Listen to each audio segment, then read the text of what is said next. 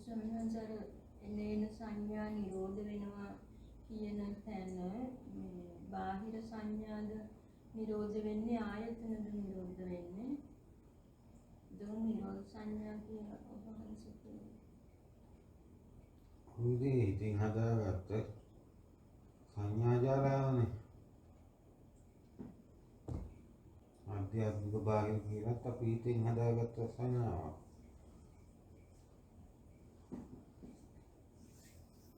ඒවා දිහා බැලීමෙන් මං කියන්නේ මේ ඒක එච්චරම මේ අභිධර්මයේ වුණත්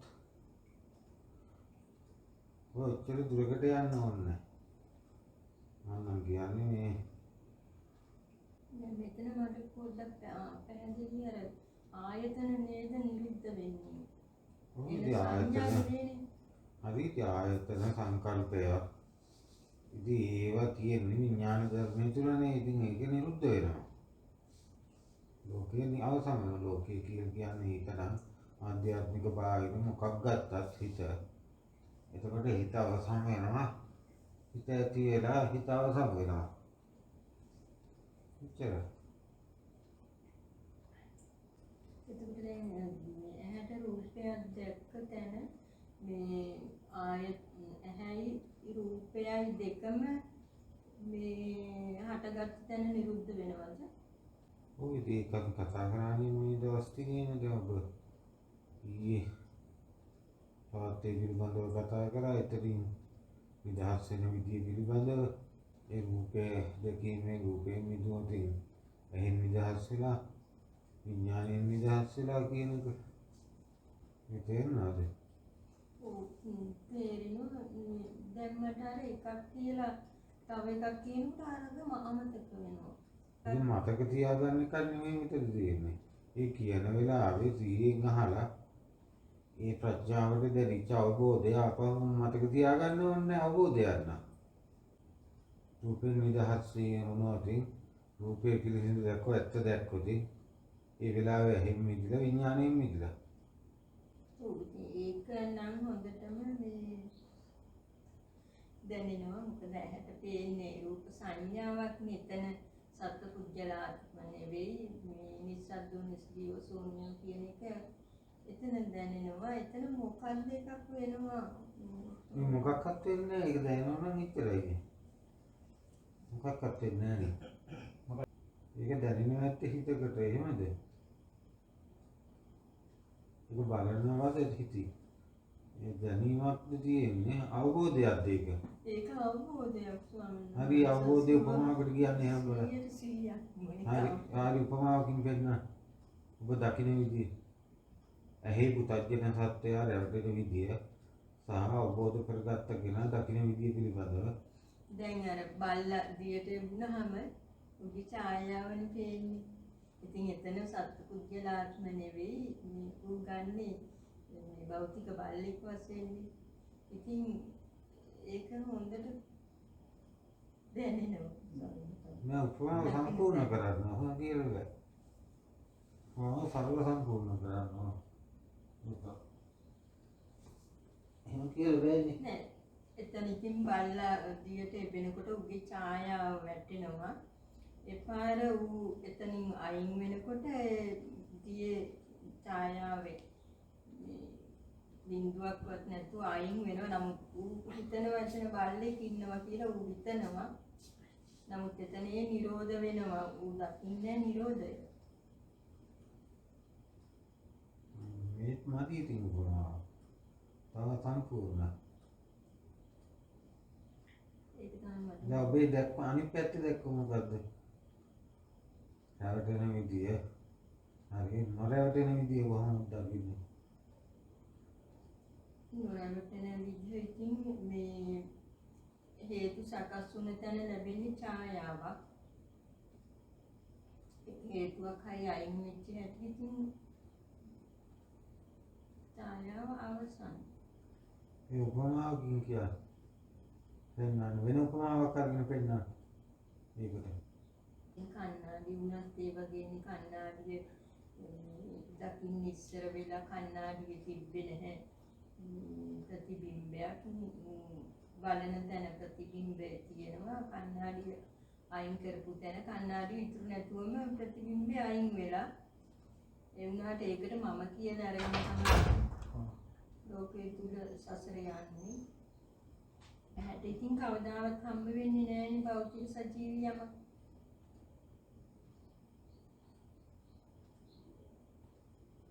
හිතට හම්බ වෙන්නේ නැහැ.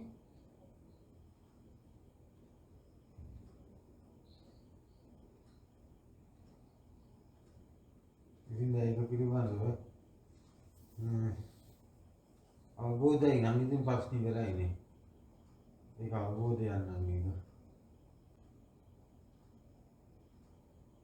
ඒක අපිට මේ බාහිර දකින්න තැනදී ඒ විදිහට දකින්නේ නැහැනේ නේද? නෑ එහෙම දකින්න ඕන නෑ. එහෙම දකින්නේ නෑනේ. ඔය දැක්කකින් ඔබේ තණ්හාව අවිද්‍යාව ඉපදී හටගන්න නැත්තම් ප්‍රශ්නේ ඉවරයි. දුකට හේතුව දැන් බාහිර රූපයක් කියලා බුදුහාමුදුරුවෝ විසාගෙන දුකට හේතුව තණ්හාව. තණ්හාව හටගන්නේ කොහෙද? බාහිර රූප වල නේ ඔබේ හිතේනේ. එතකොට ඔබේ හිතෙන් මේ තණ්හාව ඉවරද කියන එක නිදහස්ද කියන එක ඔබට තේරෙන්න ඕනේ එහෙමනම්. කොහොම බැලුවයි කියලා අර වැඩිත් වෙන්න ඕන. දුකට හේතුව තණ්හාවයි. තණ්හාව තියෙන්නේ බාහිර කොහෙවත් තියෙන රූපවල නෙවෙයි ඔබේ හිතේ. එහෙනම් හිතේ ඒ තණ්හාව තියනවාද ඉතුරු නැතුව නිරුද්ධද කියලා දැනගන්නේ ඔබ. ඔය කරපු එකේ. ඒක කොහොමද දැනෙන්නේ? මේ වෙලාවද තියෙන්නේ. දැන් මේ අවබෝධයට අනුව ඔබ තුළ ඒ විදිහට වෙලා නම් ඉතින් හරි. නැත්නම් බලපුවකින් මොකක් කිව්වේ කියලා දැනගත්තේ කියලා ඇති වැඩක් නැහැ නේ. තණ්හාව ඉතින් අයින් වෙලා නැත්තම්. ඔබ මන්නේට බයතාවම තියෙනවා නම් ජීවත් වෙන්න ආසාව තියෙනවා නම් ඔබේ මමත්වයේ තියෙනවා නම් ඒ පිළිබඳව ඔබේ හිතේ තියෙන කන්නේ කොට ඒව හිතෙන් බැහැර වෙලාද නිරුද්ධ වෙලාද කෙලෙස් පිරිනිවිලාද ඉතින් ඒක කොබයි දන්නේ අර උපමා තුලින් අර දැක්මා තුලින් ධර්ම තුලින් වෙන්න ඕන උනේ ඔන්නෝගේ වැඩේ හිතේ තියෙන අවිද්‍යාව තණ්හාව ලෝභකම ඔය ටික අයින් වෙනවා. ඒක දැක්ක ගමන් එහෙම අයින් වෙනවද? නෑ. ඒක අයින් වෙලාද කියලා හැමෝම. දැක්ක ගමන් අයින් වෙන අයත් ඉන්නවා. අයින් වෙන තේ දැක්ම තුළ ඉන්නවා. දැක්ම තුළ ඉන්නකොට සකදාගාමී වෙනවා අනාගාමී වෙනවා එහෙම මාර්ගඵල ලබනවා. ඒ මාර්ගය යනකොට මාර්ගයට අනුව ඵල ලබනවා. ඒ හිතේ තියෙන ආශය අනුසය ධර්ම මේ අයින් වෙන විදිය තමයි මාර්ගඵල වලින් පෙන්වන්නේ. දැන් ඔබට තව ඉතුරු වෙච්ච මොනවද තියෙන්නේ? අයින් වෙච්ච මොනවද තියෙන්නේ කියලා ඔබ ගැන දන්නේ නැද්ද? ඔබේ හිතේ තව මොනවද තියෙන්නේ? අයින් වෙන්නේ. නේ කියලා වෙලාවකට හිතෙනවා. වෙලාවකට හිතෙනවා අනිත් වෙලාවට ඉතින් වෙලාවක නිවන් දැකලා ඉන්න වෙලාවක පුතජන වෙලා ඉන්නවද? නේද?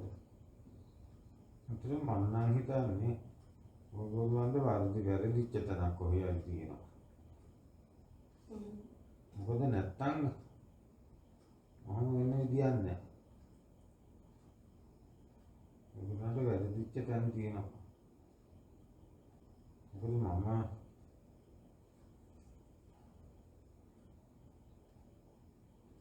මගේ ජීවන රටාව ඔයගොල්ලෝ ජීවන රටාව හරි වෙනස් නේ.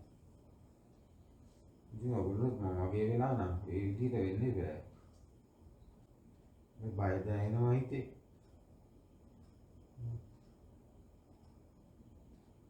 හොඳයි හිතේ තියෙන බයෙන් ඔබ තාම බිය කියන එකෙන් ඔබ නිදහස් වෙලා නැද්ද? නෑනේ තාම. එහෙම මේ හිතෙන්නේ නැහැ. එහෙම එහෙම බයක් නම් හිතෙන්නේ නැහැ. ඒ කියන්නේ මෙහෙමයි මෙතන වෙන්නේ.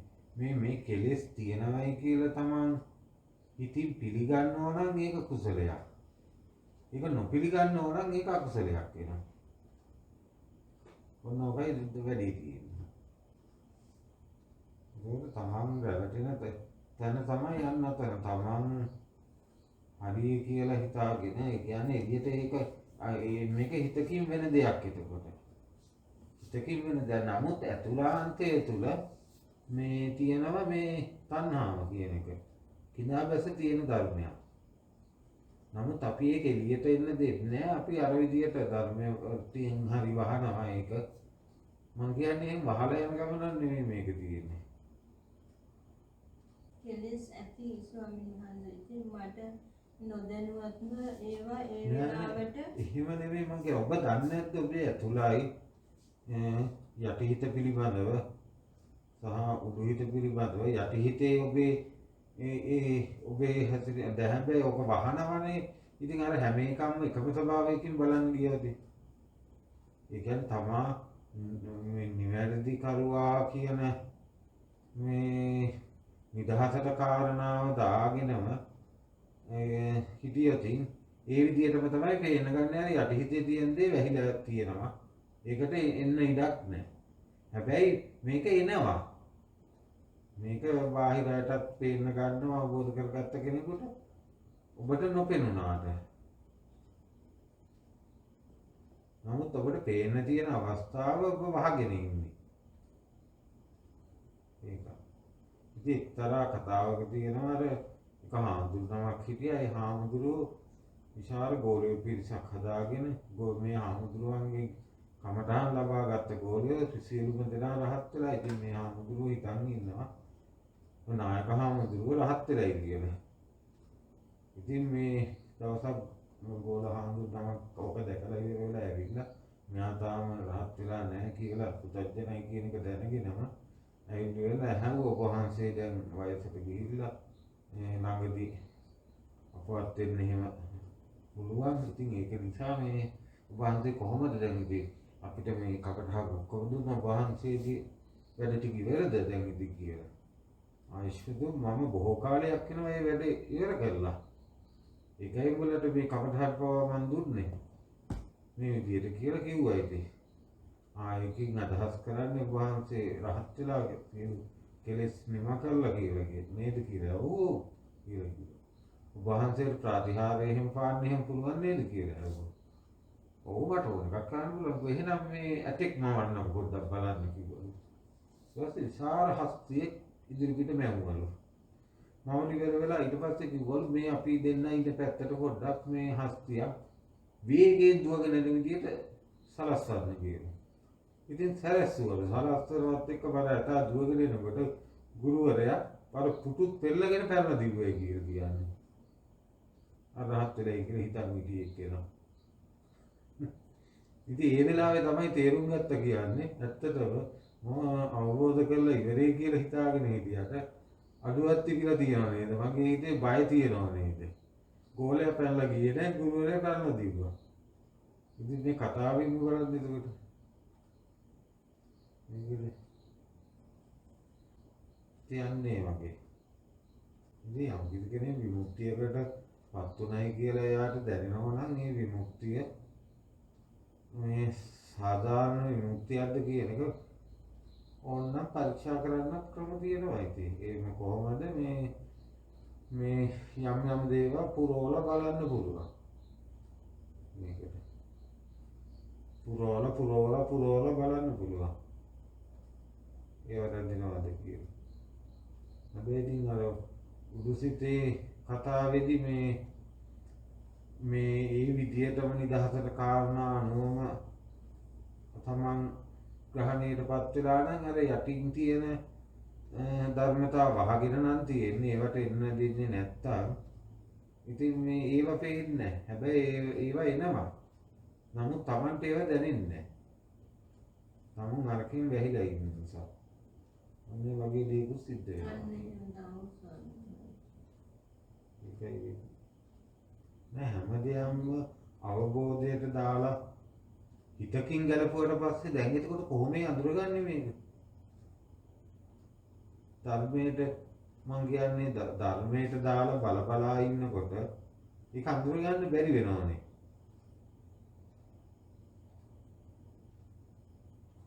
ඉතින් ඒක නිසා තමයි මේ ධර්මය හුඟා දැනගත්ත පමණින් මේ හිර වෙන ස්වභාවය වැඩි ඒකාතකට.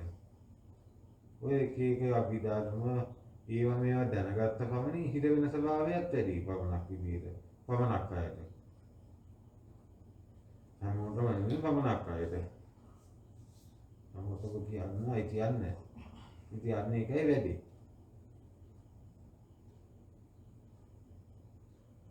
මොකද හැම එකම බලන්නේ යා පරමාර්ථ විදියට එතකොට.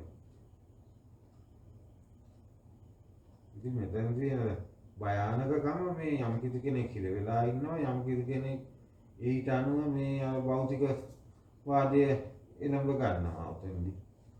ඔය පරමාර්ථයට අනුව හැමදේම ගලපන්න ගියොත් ඒකයි. දෙර අපිටත් ඒ වගේ හාමුදුරුවමක් හම්බුණා සිරිපාදේදී මේ ඒ හාමුදුරුවෝ මම කියලා කියන්නෙත් නැහැ. එයාගේ දෘෂ්ටියක බලන්නේ එතකොට. අර හවල් හාමුදුරුවන්ට පලා මැල්ලුම් ටිකක් බෙදන්න කියලා තමයි කියන්නේ. අන්නේ වගේ. එයා හිතන් ඉන්නේ මේ මම කියලා කිව්වට පස්සේ මේ කියන්නේ නැතුව හරම කරාට පස්සේ වැඩි විසඳෙරවයි කියලා. මොකද අවබෝධ කරගත්ත කෙනා ඇත්තටම මගේ කුටිය ඒ ඔක්කොම වචන කියනවා. හැබැයි ඒ පිළිබඳව තියෙන තණ්හාව අයින් වෙලා. මේ වචන වලින් මේව වෙනස් කරලා ගන්න බෑ කාටවත්. වෙනස් කරයි කියලා ඉතින් වැඩක් නැහැ. ඒක. මම කියන්නේ ඒකකට අඳුර ගන්න බෑද ඔබේ හෘද සාක්ෂිය විශ්වාස නැද්ද ඔබේ මං අහන්නේ ඔබ අන්නේ පැත්ත මේ ධර්මයෙන් අයින් කරලා නිකන් හිතන්න ඔබේ ආත්මය එකක් ඔය හිත විදියට බලන්න යන්නත් එපා. මේ හිතේ කෙලෙස් තියෙනවා ඊළඟ හිතේ කෙලෙස් නැහැ. ඊළඟ හිතේ කෙලෙස් තියෙනවා ඊළඟ හිතේ කෙලෙස් නැහැ. මොහොම බලන්න යන්න එපා. මං කියන්නේ ඔබේ ආත්මය එකක් ගන්නකො. එක හිතක් විදියට ඔක්කොම ගන්න එහෙනම් ඔබේ පුද්ගල ස්වභාවය තියෙනවනේ. ඔබ කියන කෙනා තුල ඒ කෙනා තුල තව මොනවාද හැංගිලා තියෙන්නේ. ඔබ බලන්න ඔබ සම්පූර්ණ එකක් විදියට බලන්න මම මරණය පිළිබඳව බිය නැති කර කෙනෙක්ද මම දැන් මරණයට සූදානම් වෙච්ච කෙනෙක්ද මගේ හිතේ යම් කිසි තණ්හාවක් තියෙනවද ඇලීමක් තියෙනවද ගැටීමක් තියෙනවද නේ ඔන්න ඔය විදියට ඔබට තේරුම් ගන්න බැරිද මං අහන්නේ.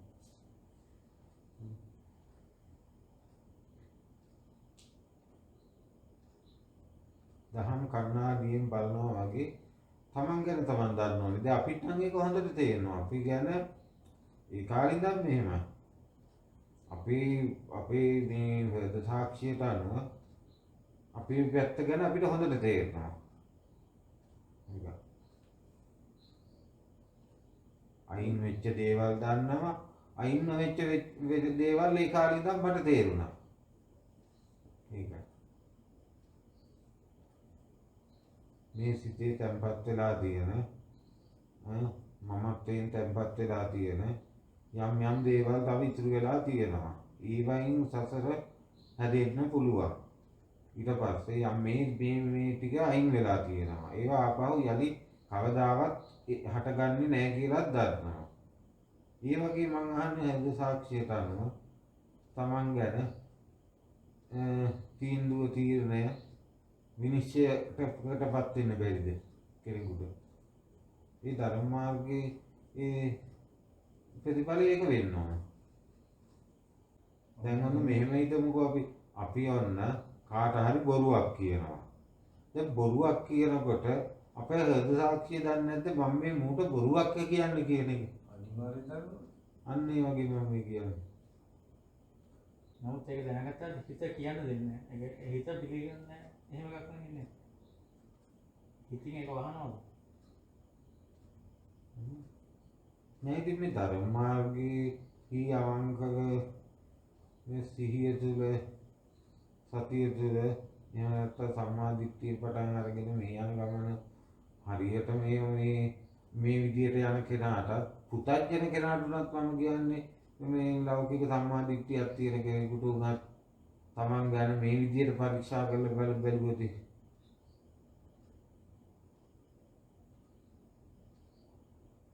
ඒ කෙනාට උනත් එහෙම කියන්න පුළුවන් දේවල් තියෙනවානේ. ඒ කෙනාටත් මම කියන්නේ ආත්මීය මේ කොටසක් තියෙනවා. ඒ කෙනා ගැන ඒ කෙනා තුලින් වෙන්නේ නැති දේවල් පිළිබඳව ඒ කෙනාටත් සාධික කරලා ඔක් කියන්න පුළුවන්. මොකද සාක්ෂියට එකඟ නැහැ. අපි ඒකට තව විදිහකින් කියනවා නම් ලෞකික අත්ුප්පනායක ධර්මය ලෝකෝත්තර අත්ුප්පනායක ධර්මය. ඒ වගේ කියන් දකින්න බැයිද? දැන් ඉතින් මට බයක් නම් දැනෙන්නේ මැරෙනවා කියන එක. දැන් ඉතින් ගොඩක් අය මේ නිවන් දකින්න හදන ඉතින් මැරෙනකොට කොහේ යයිද අරව මේ ওই ලෝකයක් ඒව නැතුවනේ. එහෙම මට හිතෙන්නේ වත් නැහැ. මට අර මේ ධර්මෙට මේ පුදුම මේ ආසාවක් තියෙනවා මේ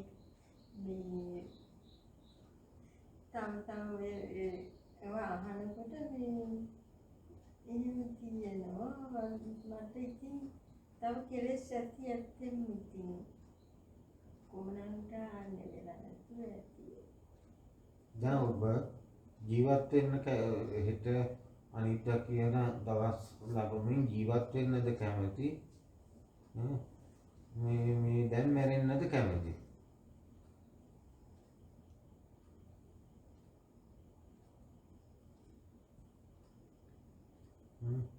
මගේ මට හිතෙන්නේ මේ මම හරියටම මේ දහම මේ දැක්කේ නෑ නේද කියන තැන අන්න ඒක තමයි මට මේ මුලටම එන්නේ නැතුව.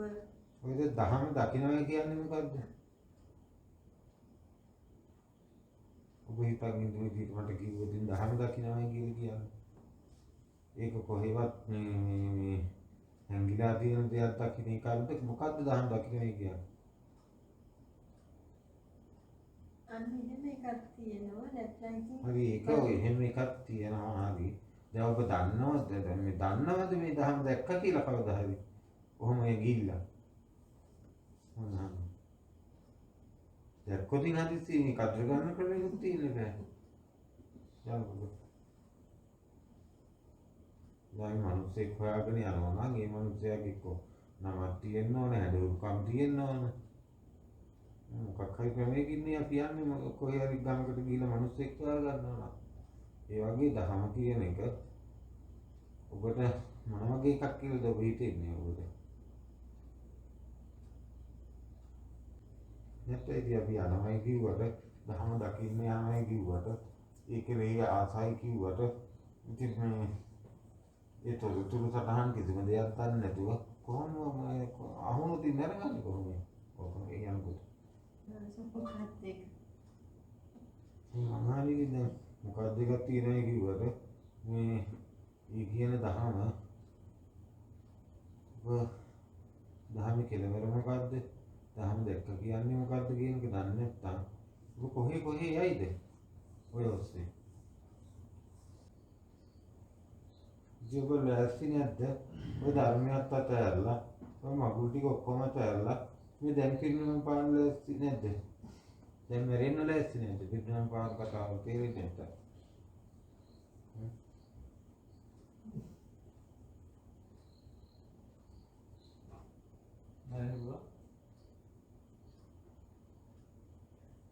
ඔය ධර්මයේ දකින්න එකත් පැත්තකින් තියලා මේ ධර්මයේ අහන්න තියෙන ආසාවත් පැත්තකින් තියලා සියල්ල අතහැරලා දාලා දැන් මැරෙන්න ලෑස්තිද?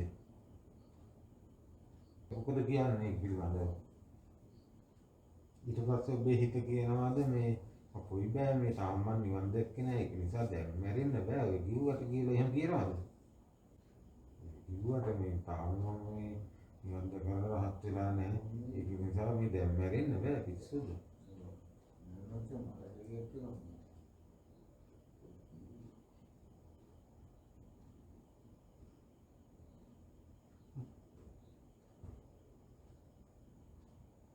එහෙම හිතනවා කියන්නේ ඉතින් කෙලස් තියනවා කියන එක නේද? නෑ නෑ ඒක නෙමෙයි මං අහන්නේ. එහෙම හිතනවද නේද? ඈ දැන් ඔබ හැම එකම අර මේ පැත්තට පහයි මේ පැත්තට පහයි දාලා කතා කරන්නේ. ඒකයි. අර ඔබ වහන්සේ කිව්වා වගේ මේ හිතනවා නම් තව කෙලස් තියනවා නේද? මොනවද? දැන් ඔබ වහන්සේ කිව්වේ එහෙම හිතුණා. නේද කෙලිපු කියන්නේ හිතෙනවා නම් නෙවෙයි. හිතේනවා මෙන්න මෙහෙමයි වෙලා තියෙන්නේ. ඔව් ඒක ඇත්ත තමයි. ඒක දැන් දැන් මෙතන වැඩේ තියෙන්නේ මේ ඔබ කැමති නෑ ඔය හිත කැමති නෑ පිළිගන්න එක. කෙලස් තියෙනවයි කියලා පිළිගන්න හිත අකමැති. තියෙනවා ස්වාමීන් වහන්සේ ඔබ වහන්සේ කියනවා වගේ හිතෙනවා. ඔබට ඉන්කම් ඇතිදෙන්නේ නැත මොකද්ද දහම කියන්නේ කියලා. ඔබ ඒක දන්නවද ඇත්තටම? ඔබට දහම හම්බ වුණා කියලා මේ අත්දැකීම් දැන් ඔහොම යනකොට හම්බ වුණොත් ඔබ දන්නවද? දහමත් අතහැරලා දහම් අහන්න තියෙන එකත් අතහැරලා ඔය කොහොම ටික අතහැරලා දාලා දැන් මැරෙන්න ලෑස්තිද කියලා. පින්නම් පාන ලෑස්ති වෙනවා කියලා. ඒක වැඩයි නේද කොට තියෙන්නේ. නිගුවා. අතර වඩහන්න ඕනේ මොකුත් ඕනේ. වඩන්න මොකුත් දෙන්නේ මොකුත් ඕනේ. ඒතකොට ඔබට අද ඉඳන් කරන්න වෙන්නේ මොකද්ද? රැට නිදා ගන්නකොට මම අවබෝධ කරගත්ත ධර්මයේ සත්‍යයක් නම් හෙට උදේ ඉලි වෙන්න ඉස්සර වෙලා මේකේ පණ මේ විශ්වාසලයට කිදා බසීවා. මාගේ මරණය සිද්ධ වේවා. ඉරේ ආඥා කරන හැම මොහොතකම. එච්චරයි භාවනාව. ඔව් ඒක නෙවෙයි මරණ දැන් ඊළඟ මොහොතේ මරණ කෙනාට අල්ලගන්න දෙයක් නෑ. ඒක තමයි නේද? අවුරුදු ගානක් ජීවත් වෙන්න ඉන්න කෙනාට ගොඩක් දේවල් අල්ලගන්න තියෙනවා. ඔව්. දෙන්නන්නේ කාට මොකද නෑ. සිංහ දෙයක් නෑ. කොහොමද කිසිම දෙයක් නෑ. තව අවුරුදු 100කින් මැරුණා. දැන් අද හරිද 100ක් වෙනකන් ඔබ දැන් තව අවුරුදු 10ක් ජීවත් වෙනවා කියලා හිතන්නේ. ඔබට ඕක දුකක් කියලා තමයි තේරෙන්නේ නැද්ද? ඔව් ඒක තමයි ඉතින්. ඒත් එකයි අද මැරුණා දෙකයි ඉතින්. එහෙම ඒත් එකයි අද වෙනත් එකයි කියලා. මට නම් අද ඒක තමයි හොඳ. මට අවුරුදු 10කින් මැරෙන එක හරි අසාධාරණ කතාවක්. ඒක එහෙම වෙනවට මම කැමති නෑ. ධර්මයෙන් ගලපන්න එපා. ඒක ප්‍රායෝගිකව දකින්න. අවුරුදු 100කින් ඔබේ කැමැත්තයි මම අහන්නේ. තව අවුරුදු 10කින් ඔබ 10ක් යනකම් ඔබට මොකද්ද කරන්න තියෙන්නේ? කරන්න දෙයක් නෑ. එහෙනම් ඉතින් දැන් මැරෙන එක නෙවෙයිද හොඳ? ඉතින් දැන් මැරෙන විදියට හිතන්නකෝ කරන්නකෝ. ඇත්තටම ඕක ඔය විදියට කරනවා ඕක අර මේ අපි මෙහෙම කියන්නේ මේ දැන් වික්ෂුවක් පින්නපාතේ කරගෙන ඇවිල්ලා ඉවර වෙලා දානේ වළඳන් ඉස්සර වෙලා පාත්‍රයේ දිහා බලාගෙන පටිසංකා යෝනිසෝ පිටපාතම් පටිසේවාමි කියලා ගාතාවක් කියනවා. යාත්‍රාකේ භවිස්සාමි මේ අතීත මේ බඩගින්න බ්‍රහ්මචාරී බව පිණිස කුසගිරි පිණිස මේ ආහාරය ගනිමු යවුවර මදේ පිණිස නම කියලා එහෙම මේ කියනවා. හැබැයි ඕක තමයි ඉතින් මේ පෙළේ ප්‍රතිපදාව. ඕක ඔය මේ අපි නිමිත්තක් අරගෙන කරන එකක්. ඕක සමත භාවනා ක්‍රමයක්.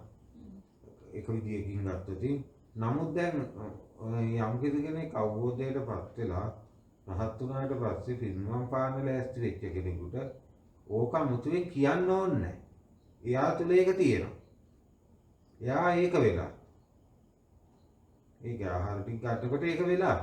එයා ඉන්නේ. අන්න ඒ වගේ එකක්. ඒකට මේ කුත්තමාංශය අනුභව කරන උපමාවෙන් පෙන්වන්නේ ඔන්න ඔය කතාව. අර ඊතර වීම පිළිස මේ අර කැලේන් ඊතර වීම පිළිස එතනින් ළමයා අම්මා ගාවට යනවා තාත්තා ගාවට යනවා ඔහොම ඉඳලා බඩගින්නේ ළමයා මැරෙන්නටපත් වෙනවා. ඊට පස්සේ මේ ළමයාගේ මස් ටික මේ දෙන්න කාලා ඉවර වෙලා ඒ වනාන්තරයෙන් ඊතර වෙනවා කියලා කියනවා. ඊට පස්සේ බුදුජානක වහන්සේ අහනවා මහණෙනි මේ අම්මා හෝ තාත්තා හෝ මේ තමන්ගේ එකම දරුවගේ මස් ටික කන්නේ ඇඟ හදා ගන්නද යෞවන මදේ පිණිසද සතුටින්ද මහණෙනි කියලා අහනවා. හඬා වැටෙමින් විලාප තියමින් හෝ අපේ එකම දරුවා නේද මේ දැන් මැරුණා නේද කියලා හඬා වැටෙමින් තමයි මේ ආහාරය භුක්ති විඳින්නේ. මේ තමන්ගේ එකම දරුවගේ මාංශය. අන්න ඒ ආකාරයෙන් මේ ආහාරය පිළිසිඳ දැනගත යුතුයි මහණෙනි කියලා බුදුරජාණන් වහන්සේ යම් දෙනවා දාලා. එතකොට යම් කිසි කෙනෙක් මේ නිවනටපත් වෙලා ඉවර වෙලා මේ ස්කන්ධ පරිහරණය කරමින් ඔය කියන අතීත අනාගත වර්තමාන කියන තුන් කාලයෙන් නිදහස් වෙලා මේ ස්කන්ධ දුක හොඳට ඒ කෙනාට දැනෙන්න ගන්නවා. එතකොට ඒ කෙනා බලාපොරොත්තු වෙන්නේ තව මේක අරගෙන මුකුත් කරන්න දෙයක් නැහැ ඒ කෙනාට ඉස්සරහට ගිහිල්ලා. මොකද හිත ජීවත් වෙනවා කියලා කියන්නේ මහ දුකක්. හිත උදේ නැගිටිනවා කියන්නේ උදේ නැගිට වෙලාවෙ ඉඳන් මොකද්ද කරන්නේ? වැසිකිලි කැසිකිලි යන්න ඕන, තේ බොන්න ඕන, උදේට කවන්න ඕන, නාවන්න ඕන, මේක උත්සාහ හරියට යන්න ඕන. මේ මොකක් පිණිසද? ලබන්න කිසි දෙයක් නැත්තම් සියල්ල අතහැරලා නම් තියෙන්නේ. පිරිනිවන් පෑම හැර වෙන රහතුන්ට නිදහසක් වෙන කොයින්ද?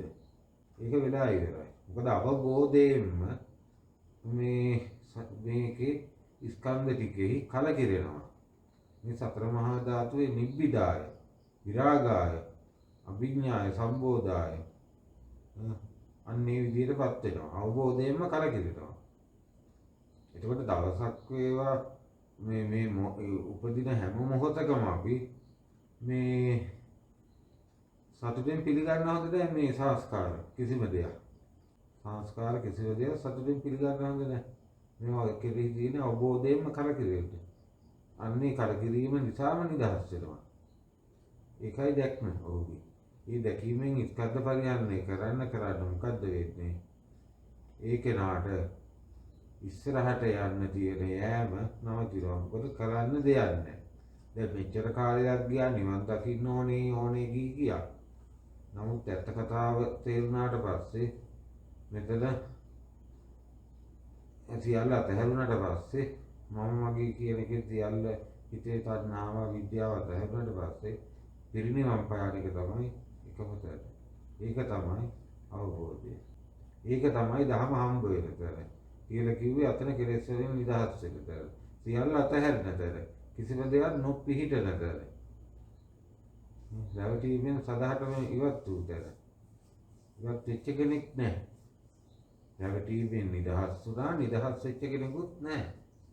රැවටීමක් වෙච්ච කෙනෙකුත් නැහැ අන්තිමට. අර ගලන්නා වූ ගංගාවක් මම කියලා හිතාගෙන හිටියා.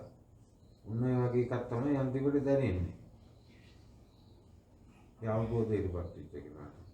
එතකොට යම් කිසි කෙනෙක් මේ හුස්ම රැල්ල ඉහළට අරගෙන පහළට දාන්න පෙර මගේ මරණය සිද්ධ වේවා කියලා ආඥා කරනවා නම් ඒ විදියට දකිනවා නම් ඒ විදියට වෙලා නම් කියන එකට වැඩිය ඒ විදියට තමාගේ සාක්ෂිය තමාගේ ක්‍රියාසිත ඔය කියන එක ඒ විදියට වෙලා නම් ඒ කෙනාට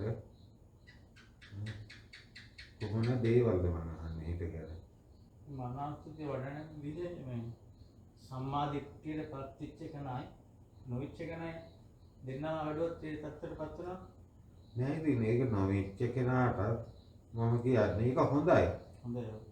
ඒ කෙනාට හොඳයි. ඒකට අතහැරිනවා වගේ වැඩක් නෙමෙයි. මුල තියෙන අතහරිනවා වගේ වැඩක් තමයි අරක සිහි කරන එක.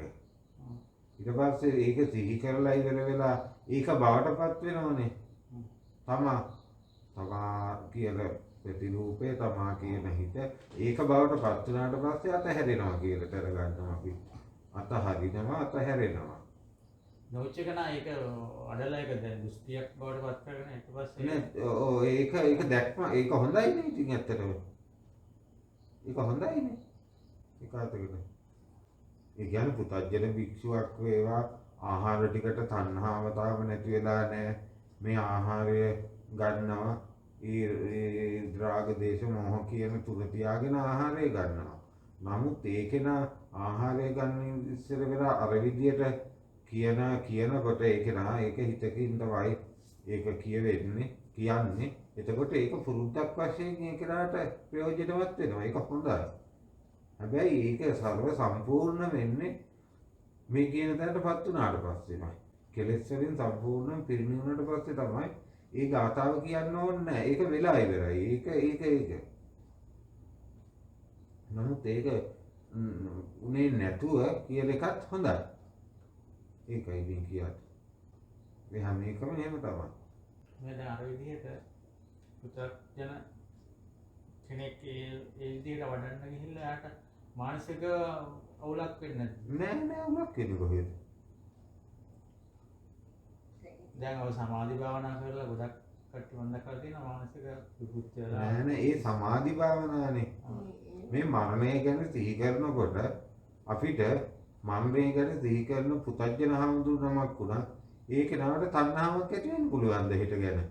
ඒ විදිහට සිහි කරනවා නම් මොහොතක් පාසා.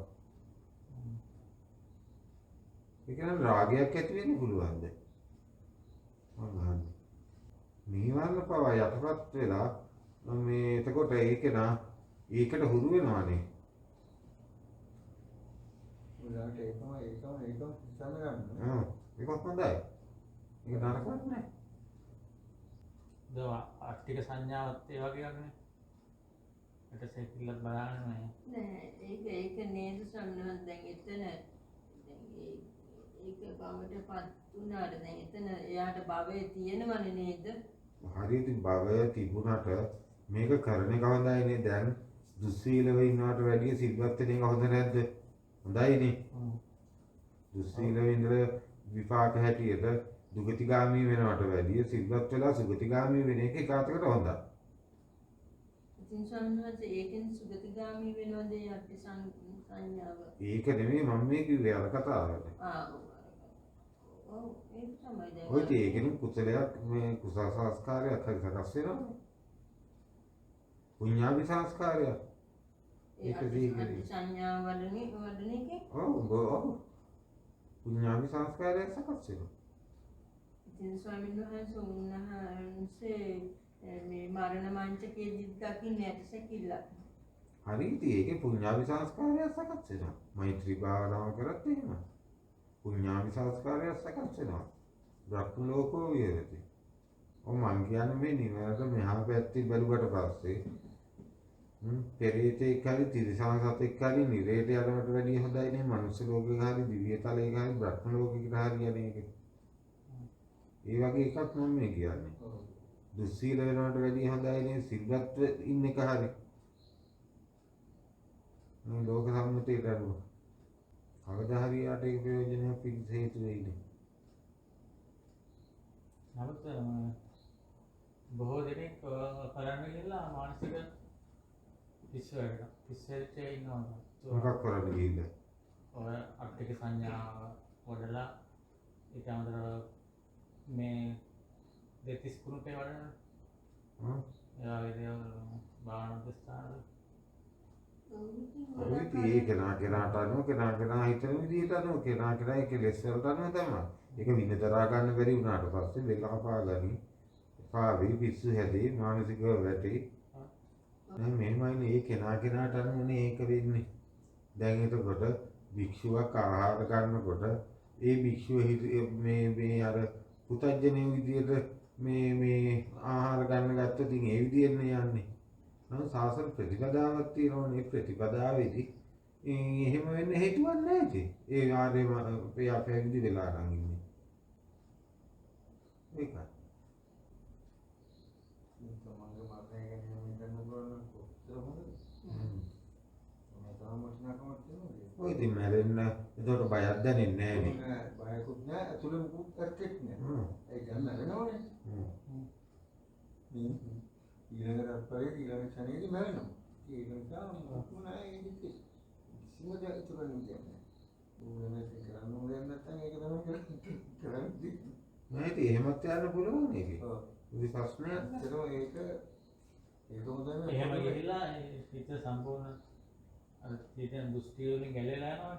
ඔව්. ඊට පස්සේ ධර්මය හොම ධර්මයට වදිනවා. දැන් මෙතන මේ සීලය වුණත් අර මම කරනවා කියන දෘෂ්ටිය නැත්තම් ඒක ඉතින් ප්‍රශ්නයක් නෑ. ඒක මම කරනවා කියන දෘෂ්ටිය නැත්තම් උතන ඒක ඒ විදිහට මොනේ කියලා කිසි ප්‍රශ්නයක් නෑ ඇත්තට. ඒක සීලබ්බත පරමාසය නැත්තම් ගැටුවක් නෑ ඒක. ඒ කියන්නේ ලෞකික සම්මාදිට්ඨියක් යටතේ එයා ඒකේ තුල හික්මනවා. ඒ නිවන් දකින්න බැරි පිළිස. ඔයගොල්ලෝ එතන ගන්නේ මම කියලා නේද? දැන් මෙතෙන්දී මෙතන මේ වෙන ක්‍රියාවක් නෙමේක. අනිත් එකේදී ඕකේ කොතරම් බැලුවත් යම් කිසි කෙනෙක් සත්‍යය ඝාතනයක් කරනවා නම් එතන ලෝභ දේශ මොහ කියන තුන මෙතන තියෙනව නේද? මෝහය තියෙන තැන හැම සීල අනිත් දෙක තියෙනවනේ. ඔය ලෝභයේ සිත් මේ සිත ඇතුලේ පවතින කොහොමද? ලෝභයේ සිත ඇතුලේ පවතින කොහොමද? මොන ආකාරයකට? ඔය ඉතින් එක ආකාරයෙන් පවතිනවා වස්තු කාමයේ පිළිබඳව ලෝභයක් ඇති වෙනවා. කෙලෙස් කාම පිළිබඳව එක ලෝභයක් ඇති වෙනවා. කෙලෙස් පිළිබඳව. ඒ කියන්නේ වස්තුව පිළිබඳව යාන වාහන ඉඩකඩම් ගේදොර ඊට පස්සේ දැන් අපි ගත්තොත් මෙහෙම හිතන්නේ නැති පැත්තක් ගැන කතා කරොත් ඒ මොකද්ද මේ දැන් අපි ආදරය කරන කෙනෙක් මැරුණට පස්සේ අපි අඬන්නේ ඇයි මේ? ඒකට බැඳිලා ලෝභ වෙනවා. ඒකත් ලෝභකම. තෘෂ්ණාව කියන්නේ ඒක. එයා කැමති නිසා එයාට කැමති නිසා නැති එකේ දුක. කියන්නේ ඒකත් ලෝභකම. ඇත්තටම මෙතන දේශයෙන් අඬන්නේ අපි. ඇත්තටම කතා කරුවේ ඉතින් කෙනා මැරිච්ච එක නිසා නෙමෙයි අඬන්නේ තමන්ගේ හිතේ තියෙන මේ ලෝභයයි දේශයයි. හිතේනේ ලෝභය දේශය හටගන්නේ. එළිය කෙනා තුළට නම් ලෝභය දේශය තියෙන එළිය වස්තුව තුළ නම් තවත් මේ ඔය මල ගෙදරට එනවා මිනිස්සු. තරහකාරයෙක් වෙන්න පුළුවන් ඔය මැරිච්ච කෙනාගේ. තව අසල්වාසීන් ඉන්න පුළුවන්. ඒගොල්ලොත් එහෙම කරන්න බෑ. තේරෙන්නේ කියන එක. එතකොට අර ආදරය කරන මම සහ මගේ කියන මගේ කෙනා මැනුණා කියලා ඒක හිතේ තියෙන්නේ. එතකොට මෙයා හිතන් ඉන්නේ ඇත්තටම මේ බාහිර දෙයට දාලා. මෙයා ඇත්තට රැවටිලා ඉන්නේ. නමුත් ලෝභය හටගන්නේ හිතේ, දේශය මොහය හටගන්නේ හිතේ. එහෙනම් දැන් බාහිර කෙනාගේ මරණයට අන්නනවා නම් ඉතින් අනිත් මිනිස්සුත් අඬා වෙලෙන්නේ බෑ.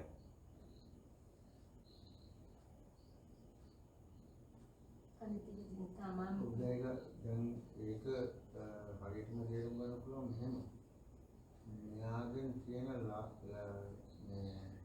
ප්‍රයෝජන ලාභ ප්‍රයෝජන මොනවාද මට නැති වුණා කියලා ඒක තමයි හිතට එන්නේ නේ. ඒවත් ඉතින් එනවා වක්තව නමුත් උතන ඇත්තම කතාව තියෙන්නේ එතකොට මේ හිතේ ප්‍රශ්නේනේ. එතකොට ඉතින් අර ප්‍රිය දේවල් 100ක් තිබ්බොත් දුක් 100ක් බවට පත් වෙනවා.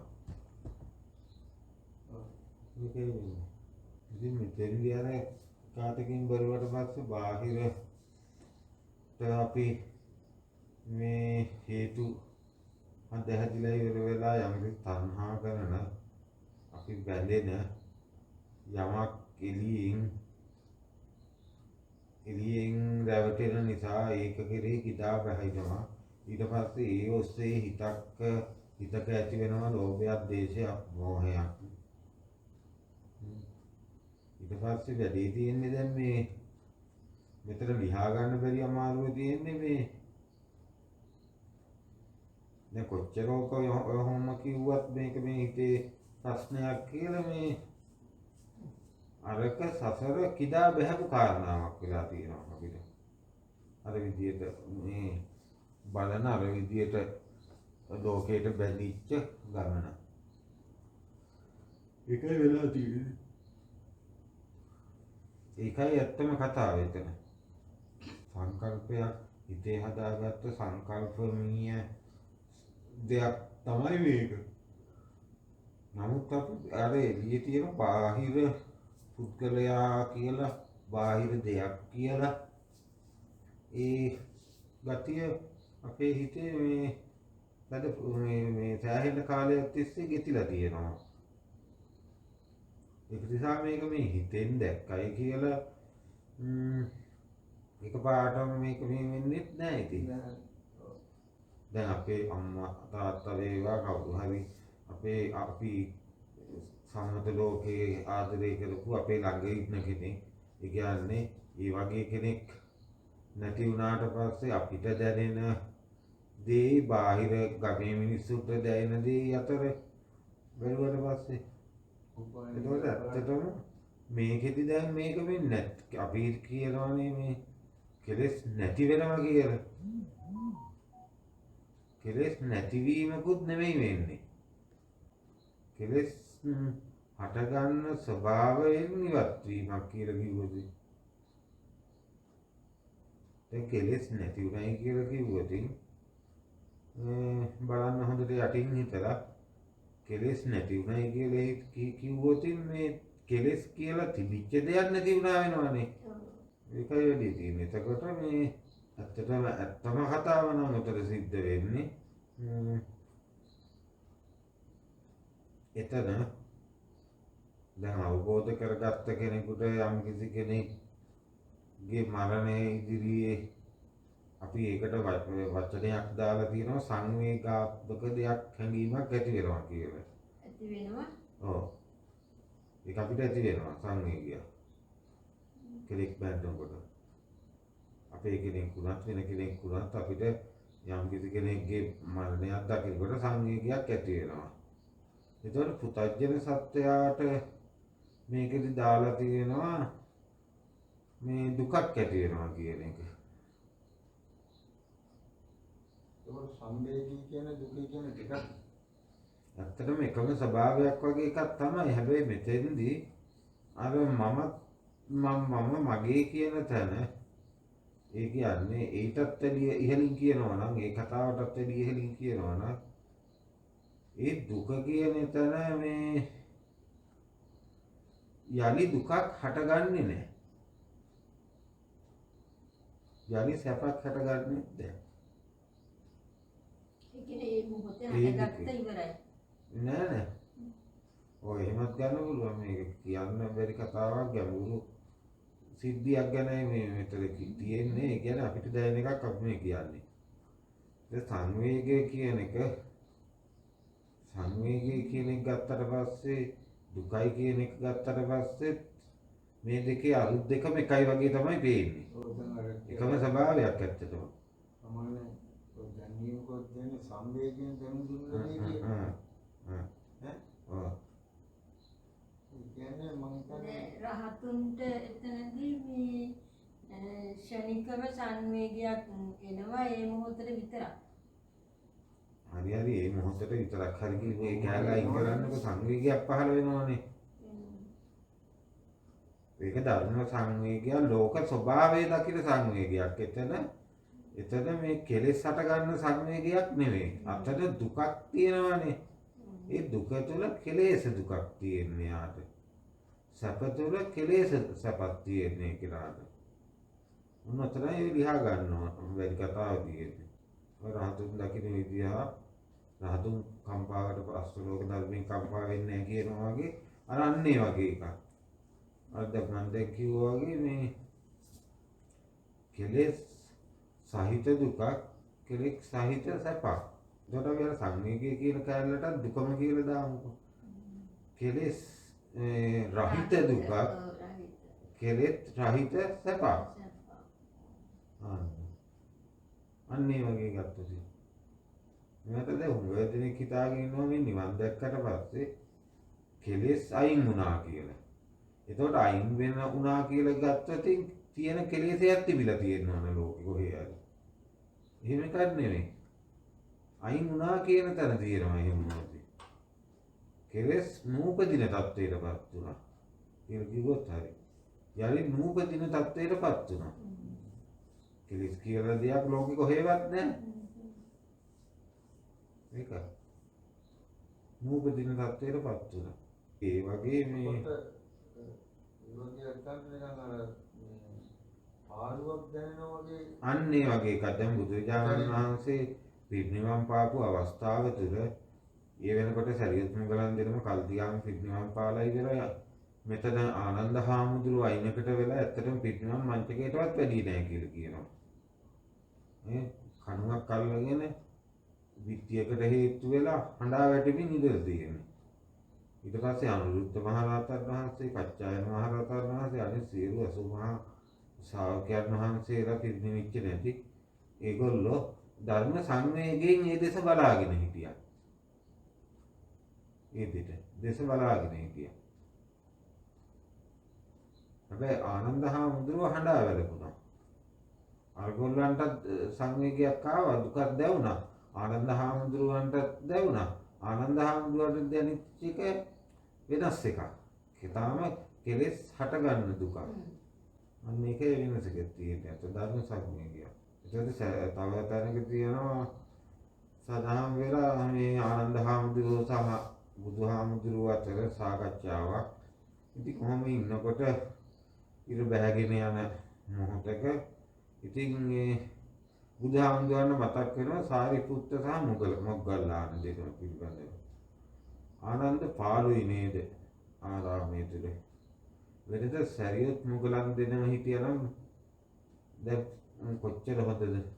ඒ කියන්නේ මේ ඒ දෙන්න නැතුව පාළුයි නේද ආනන්ද? අන්නේ වගේ එකක් තියෙනවානේ. අපි හිතමු මෙන්න මෙතන ඉඳලා ගිය කෙනෙක් පාළු වගේ දැනෙනවා. අන්නේ ගෞව. ඒක ඇත්ත කතාව. දැනෙන දෙයක් කියන්නේ. ඔය එක දැනෙන දෙයක් අපි ඒක පිළිගන්නවා ඇත්තටම. අපි විතර හැංගි හොරා මෙහෙමයි කියලා කියන්න ඕන කමක් නැහැ. මේක තමයි ඇත්ත ලෝකේ ස්වභාවය. හැබැයි ඔය කියන තැන යලි කිසිම කලයක නූපදින තත්ත්වයටපත් වෙලා නේද? ඔව්. මට තවත් මේ සසර ඔය වගේ මරණයක් පේන්නවත් මගේ මරණය සිද්ධ වෙන්නවත් මගේ මරණය කොහොම මට පේන්නේ මේ අනුන්ගේ අම්මගේ තාත්තගේ වියෝවක් සහෝදර සහෝදරයන්ගේ වියෝවක් කල්යාණ මිත්‍රයන්ගේ මරණයක් ලෙඩක් දුකක් පේන්නේ මම ආපහු සසර උපදින්නේ නැහැ. මම නූපදින තත්ත්වයටපත් වුණා. නමුත් මගේ අන්තිම ජීවිතය තුළ මොකද මේ රහත් උනායි කියලා හැඟීම් දැනීම් කියන ඒවා සකස් වෙනවා ඒගොල්ලන්ට. ඒකයි. ඒවා හොඳට සකස් වෙනවා තිබුණටත් වැඩිය හොඳට. ඒ බවට සත් වෙලා ඉවරයි. ඒකයි වෙනස තියෙන්නේ. එතකොට යම් කෙනෙක් ඔය ධර්ම මාර්ගයේ ඉල්ල කියනවා නම් මෙහෙමයි මේ මට නම් ඉස්සර මේ විදියට වුණා දැන් නම් එහෙම නැහැ කේන්ති යන්නේ නැහැ නේ. ඒතකොට කේන්තිය කියන එකක් තිබිලා තියෙනවා ලෝකේ. කේන්තිය කියන එකක් එයා නැති කරලා තියෙනවා. එහෙම නෙවෙයි මේ නූපදින තත්ත්වයටපත් වුණා විතරයි මෙතන තියෙන්නේ. අන්න ඒ වගේ. නූපදින දහමක් විතර තියෙන්නේ. නූපදින දහම. නැවත උපදින්නේ නැහැ. ඒතකොට කිසිම දෙයක් මේ ලෝකේ මේ දැන් අපි ගත්තොතින් හොඳ දේවල් සහ නරක දේවල් ධර්මය සහ අධර්මය කොහෙවත් තියෙන දේවල්ද මේවා? නෑනේ. කොහෙවත් බාහිර ලෝකේ කොහෙවත් තියෙන දේවල් නෙමෙයි. මේවා අපේ හිත තුළ හට ගන්නා දේවල්. මේ ලෝභය, දේශය කියන එක අපේ හිත තුළ හට ගන්නා දේවල්. ඒ ස්වභාවය නූපදින තත්ත්වයටපත් වෙලා නම් අන්න ඒකයි ඇත්ත. නූපදින තත්ත්වයටපත් වෙලා. ඒ ස්වභාවය උපදින තත්ත්වයටපත් වෙලා උපදිනවා. ඒ පුතජන සත්‍යයට. ඒ ලෝභ දේශ මොහ. රහත් වුණා කියන තැනට නූපදින තත්ත්වයකටපත් වෙලා. මේ ඇති විට මේ වේ, මේ නැති විට මේ නොවේ. ඒකට අර හේතුව නැති වුණාට පස්සේ ඵලය සකස් වෙන්නේ නැහැ. හේතුඵල ධර්ම. එතකොට ඒ හේතුව හේතියෙද්දී ඵලය විදියට කෙලෙසේ ඇත්ත කරගෙන කෙලෙසේ අයින් කරන්න කියලා ගියොත් තියෙන කෙලෙසයක් කියලා ගන්න වෙනවා, ඒ කෙලෙසේ අයින් කරා කියලා ගන්න වෙනවා. එහෙනම් අයින් කරපු තැන කෙනා ඉන්නවා, තිබිච්ච තැන කෙනා ඉන්නවා. එහෙම එකක් නෙවෙයි එතන වෙන්නේ. නූපදින තත්ත්වයටපත් වීම. ඒකයි. එතකොට ආදර ගන්න මේ කෙලස් ඒවා තියෙන ඒවා අයිතිකාරයෙන් අයින් වෙන එකද වෙන්නේ? මොකද කෙලස් තියෙනවා. දැන් රාග දේශ මොහ තිබිලා අයින් වෙනවා නෙවෙයි. ඒක දැන් කොහොමද පුතගෙන නෑ මං කියන්නේ මේ රාග දේශ මොහ කියන ඒවා කොහෙද තියෙන්නේ? බාහිර කොහෙවත් තියනවද? බාහිර නෙවෙයි. ඒව උපදින්නේ කොහෙද? තමන්ගේ හිතේ නේද? හිතේ හදාගත්ත එකක්. හරි නූපදින තත්ත්වයටපත් වීම නේද මේ කියන්නේ? තියෙන කෙලෙසයක් ඇත්ත වෙලා කෙලෙසේ ඇත්ත වෙලා කෙලෙසෙන් නැති වෙනවා කියන තැන නෙවෙයි නේද? නෑ. නූපදින තත්ත්වයක් කියන්නේ. ඒකයි ඔකේ ඇත්ත කතාව. හැම එකම මෙහෙමයි මේ ලෝකේ. දැන් අපි බැලුවොත් මේ ධර්මය අධර්මය බොරුව හොඳ දේවල් නරක දේවල් දැන් හොඳ දේවල් කියන ඒවා නරක දේවල් කියන ඒවා මේ කොහෙවත් තියෙන ඒවා නෙමෙයි. තමාගේ දැන් අපි සම්මත මේ ක්‍රමයක් විදියට මේ ලංකාව තුළ අපි යම් කිසි දෙයක් පැවැතගෙන එන ක්‍රියාපිළිවෙලක් තියෙනවා හොඳ කියලා සහ නරක කියලා. ඒකෙදි අපි බෙදා වෙන් කරනවා මේ විදියට අත්ුප්පනායක ධර්මය කියලා. දැන් අපි ඒකට උපමාවකින් බැලුවොත් මේ පළවෙනි සිල්පදයෙන් ගත්තොත් පාණාතිපාතා වේරමණී සික්ඛාපදං සමාදියාමි. පාණාතිපාතා පටිවිරතෝ හෝති. ඒ කියන්නේ දැන් ඔබට දාලා බලන්න ඕන එකක් තමයි මෙතන තියෙන්නේ. අත්ුප්පනායක ධර්මය කියලා කියන්නේ. දැන් ඔබ කැමතිද ඔබ මරණවට ඔබට මේ ගහනවට ඔබ මරණවට ඔබට ගහනවට ඔබ රිදවනවට ඔබ කැමති නම් අනිත් අය කෙරෙහි මෙහෙම කරාට කමන්නේ මං කියන්නේ. ඔබ අකමැති නම් අනිත් අයටත් ඒ දේම එසේම. මේක අත්ුප්පනායක ලෞකික ධර්මය කියලා කියන්නේ. ඔන්නතෝ. ඒක බොරු කීමත් එහෙමයි. මේ ඔබට කවුරුවක් බොරු කියනවට ඔබ කැමති නෑනේ. එහෙනම් අන් අයට බොරු කීමෙන් වළකීම. අන්න අත්ුප්පනායක ධර්මය. ඔබට කවුරුවක් කේලම් කියනවට කැමති ඔබ අනුන්ට කේලම් කියලා කොටලා මේව කරනවට අකමැති. යන්නේ විදියට හැම එකම මේ විදියට බලනවා. ඒකට ඒවත් එතකොට උපදින්නේ අපේ හිත තුළනේ. අපේ හිතේ හදාගත්ත දේවල් ධර්මය කියලා හෝ වේවා. ඒත් එහෙමයි. කොහෙවත් ඉරියේ තැන්පත් වෙලා තියෙන එකක් නෙමෙයි. හැම දෙයක්ම ඇතුළේ තියෙන එක. අපේ හිතේ උපදින ධර්ම මේ. කෙලෙස් කියලා ගත්තොත් කෙලෙසේ කියලා ගත්තොත් කොහෙවත් තියෙන කෙලෙසයක් නෙමෙයිනේ. ඉතින් අන්න ඒ වගේ රූප ඒක නිසා ඒ විදියට ඉපදුනොත් මේ විදියට වෙනවා. මේ ඇති විට මේ වෙනවා. මේ නැති විට මේ නොවෙනවා නූපදී. ඒතර මේ නූපදින දහමක් තමයි පෙන්වන්නේ. උපදින දහම තමයි අර විදියට ක්‍රියාත්මක වෙන්නේ. මොන මේ කතාවයි තේරුම් ගන්න ඕන. එතකොට ආධ්‍යාත්මික ගමනක් මෙතන යන්න තියෙන්නේ කොච්චර අපි මේ ධර්ම හැවුවත් ඒ ආර්ය අෂ්ටාංගික මාර්ගයේ ඒ සම්මා දිට්ඨි ප්‍රඥාවෙන් පටන් අරගෙන මේ පාර දිගේ ගමන් කරන කෙනාට තුල අර උපදින තත්ත්වයේ නිදහස් වෙලා හිතේ ඒ රාග දේශ මොහ කියන උපදින තත්ත්වයෙන් ඉවත් වෙලා නූපදින තත්ත්වයටපත් වෙනවා. ඒකට කෙලෙස් ඇත්තටම මට දැන් කෙලෙස් නෑ මං කෙලෙස් සියල්ල අයින් කරා කිව්වොත් ඒක වැරදි. මොකද අයින් කරා කිව්වොත් තිබිච්ච දෙයක් වෙනවා. මොකද මේ තත්ත්වෙට පත් වෙනවා. ඒ වගේම තමයි නිර්වාණය කියන තැනත් ඒ වගේම තමයි. ඒ නිවනට ගියාට පස්සේ ඒ නිවනට ගිය කෙනෙක් නෑ, ඒ නිවන ඉන්න කෙනෙක් නෑ. හැබැයි නිවනක් තියෙනවා. මිලින්ද ප්‍රශ්නේදී හරි පැහැදිලි. එතකොට මේ මම කියලා කෙනෙක් ඉඳලා මම කියලා කෙනෙක් නිවන් දැක්ක නෙමෙයි. මුලවත් මේ හිතේ මම කියලා කෙනෙක් දැන් ගොඩ නැගිලා තිබුණේ නෑනේ හිතේ. ඊට පස්සේනේ ගොඩ නැගුණේ. අර කොහේ මොකද්ද කපුටගේ කූඩුවේ කොහා විතරේ දැම්මද කොහාගේ කූඩුවේ කපුට විතරේ දැම්මද ඔනෝ කතාවක් තියෙනවා. ඔහොම වැඩක් නේ උනේ අපිට. ඒක නිසා අන්නේ කරුණයි වෙන්න ඕන අන්තිමට දෙන්නේ. එතකොට මේ ඔය නිවන් දැක්කා කියලා කියන්නේ රහත් වුණා බුදු වුණා කියලා කියන්නේ යලි එවැනි කිසිම ලෝකයක නූපදින තත්ත්වයට පත් වුණා. ඒ කියන්නේ දුකෙන් නිදහස් වුණා. චතුරාර්ය සත්‍ය අවබෝධ වුණා කියලා කියනවා. ඒක ඉපදීමම දුකක්. අතරේ කියනවා හිතක් ඉපදීම දුකක් කිව්වා. ඒක තව විදිහකින් බැලුවොත් කෙලෙස් ඉපදීමම දුකක්. කෙලෙසන ධර්මනේ. කෙලෙස් කියන්නේ කෙලෙසන ධර්ම.